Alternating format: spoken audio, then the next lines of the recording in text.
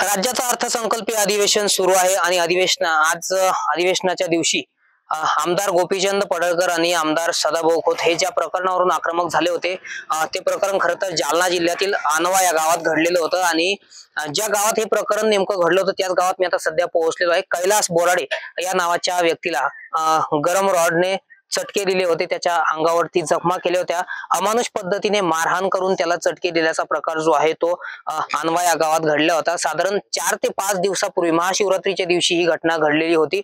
यामध्ये नवनाथ दौंड आणि भागवत उर्फ सोनू दौंड या दोघांवरती गुन्हा दाखल करण्यात आलेला आहे। मात्र यातील नवनाथ दौंड जो आहे ठाकरे गटाचा तालुका अध्यक्ष आणि माजी जिल्हा परिषद सदस्य सुद्धा असल्याची त्याची माहिती आहे। तो अद्यापही फरार आहे, पोलिसांकडून त्याचा शोध घेण्यात येतोय। तर भागवत दौंड हा जो आहे तो आता पोलीस कोठडीमध्ये आहे। दोघांवरती देखील गुन्हा दाखल झालेला आहे। या कुटुंबाच्या घरी सध्या मी पोहोचलेलो आहे। कैलास बोराडे यांच्या आई सध्या माझ्या सोबत आहे, त्यांच्याशी आपण संवाद साधण्याचा प्रयत्न करूया। आपण जर बघितलं तर हेच त्यांचं या शेतात वास्तव्यास असलेलं ते या ठिकाणी घर आहे। अतिशय गरीब परिस्थिती त्यांची या ठिकाणी आहे। त्यांची कैलास बोराडे यांची 2 चिमुकले सुद्धा या ठिकाणी आहे, त्यांची पत्नी सुद्धा या ठिकाणी आहे। आपण जर बघितलं तर अगदी पत्र्याच्या शेडमध्ये या ठिकाणी ते शेतामध्ये वास्तव्य करत आहेत। आपण त्यांच्या आईशी संवाद साधण्याचा प्रयत्न करूया। आई, काय प्रकार झाला होता, काय सांगसाल? भाऊ कधी माझ्या लेकाला महिना 1.5 महिना झाला भांडण केले जाय ना, दोघा भावांना त्या पाईपला लावून माझ्या भावाला मारलं। तुला धमकी दिली, तू जास्त कमी करशील तर तुला याच्यात बुडधर गड्डा करून तुला दाबून देऊ। बर, कोणी धमकी दिली? नवनाथच्या भावाला। बर, मग पोरग गपचिप चालले आलं। मग त्याचा डाव आहे ना, आता इथे महादेवाच्या मंदिरावर दर्शनाला गेला शिवरात्रीच्या रोजी, त्या दिवशी असं केलं। बर, तुमचा वाद हा जो कशावरून सुरू झाला, वाद काय होता तुमचा? काहीच नाही, ते रस्ता त्याला जे रोड करण्याला आला तर त्याचं म्हणणं पड की रोडला नको कोणतं बाजूला कर, तर तू काय दादागिरी करू राहिला म्हणे इथे, तो काय चालतं म्हणे इथे। बर, कोणाला म्हणे? माय पोराला कैलासला। बर, कोण म्हणे? नवनाथचा भाऊ। बर, आणि जास्त कमी करशील तर बुलडोझर गड्डा करून तुला इथेच दाबून देऊ म्हणे। बर, ज्या दिवशी चटके दिले त्या दिवशी त्याला मानुष पद्धतीने मारहाण झाली, त्यानंतर तुम्ही काही त्यांच्याशी संवाद साधला होता का? नेमकं का हे केलं तुम्ही, का असं? नाही बर, नाही, आम्हाला माहितीच नाही। त्याला तिकडे मंदिरावर चटके दिले तर मला माहितीच नाही। मी इथे राहते मधल्या का ते तिकडून पलीकडचं, त्याला मला सांगितलं बी नाही। बर, हे प्रकरण तुम्हाला नेमकं माहित केव्हा झालं? ते माहिती गावात गेल्यावर, दवाखान्यात गेल्यावर सांगितलं मला त्याच्या पत्नीला। बर, यापूर्वी तुम्हाला त्या दौंडने काही धमकावलेलं आहे का, किंवा काही या ठिकाणी मारहाण केली, धमकावल्याचा प्रकार जो आहे तो घडलेला आहे का? हा, धमकतो की तुम्ही तुमचं काय चालतं इथे बोलतो ते आम्हाला, मग आम्ही भीतोच।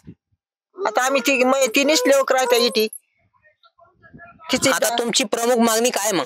आम्हाला मागणी की आम्हाला न्याय पाहिजेत आणि हे पाहिजे त्या शाकुंसनी सजा झाली पाहिजे त्याला। माझ्या पोराला त्यानं जसं काही डागून काढलं तुम्हाला दिसू राहिलं, ते काही डोर होतं, किती चटके दिले तुम्हीच पहा।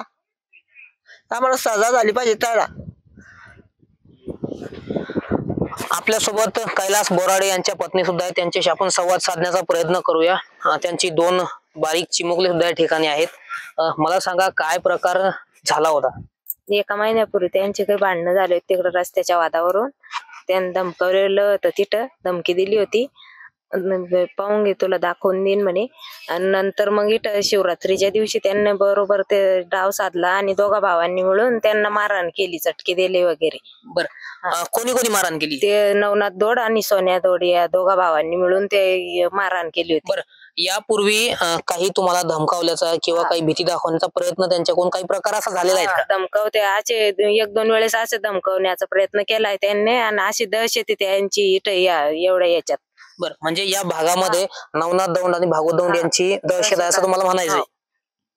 बर, आता तुमची मागणी काय? आम्हाला फक्त न्याय पाहिजे, त्या आरोपीला सजा झाली पाहिजे, कठोर शिक्षा झाली पाहिजे त्यांना। आमचं एवढंच मागणं आहे फक्त।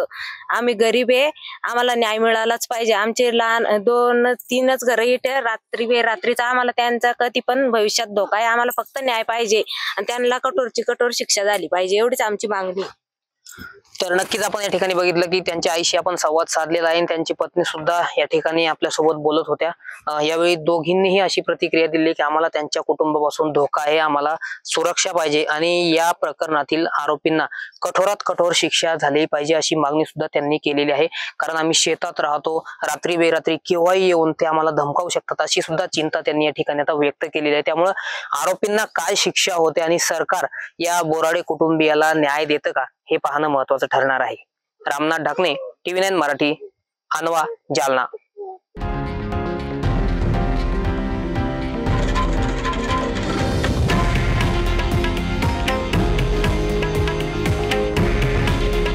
हे आहे देशातील नंबर 1 न्यूज नेटवर्क आणि आपण पाहत आहात TV9 मराठी। काळजी तुमची, हित महाराष्ट्राचं।